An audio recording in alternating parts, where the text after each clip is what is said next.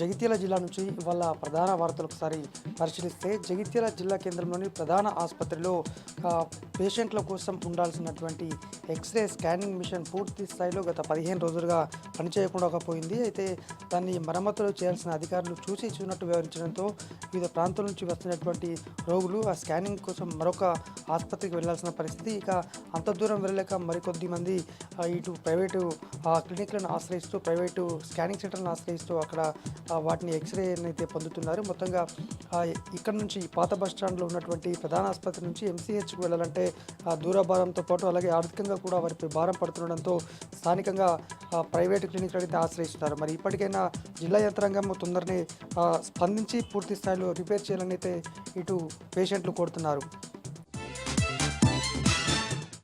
మరొక వార్త, 4 రోజుల క్రితం జగిత్యాల జిల్లా కోర్టు నుంచి ఖైదీ పరారయ్యాడు. అయితే అతన్ని మరో కేసులో పీటీ వారెంట్ కోసం కోర్టుకు తీసుకొచ్చినటువంటి క్రమంలో పోలీసుల కళ్ళగప్పి పరారయ్యాడు. దాదాపు 4 రోజులు గడుస్తున్నా కూడా ఆ ఖైదీ ఆచూకీ మాత్రం దొరకలేదు. దీంతో పోలీసులు దాదాపు 6 టీంలుగా విడిపోయి గాలిస్తున్నప్పటికీ కూడా అతని ఆచూకీ ఇంకా కనుక్కోవడం కష్టంగా మారింది. మరి పోలీసులు పైన ఎటువంటి చర్యలు తీసుకుంటారు, ఆ ఖైదీ మరి ఎక్కడున్నాడు అనే దానిపైన ఇంకా పూర్తి స్థాయిలో స్పష్టత రావాల్సి ఉంది.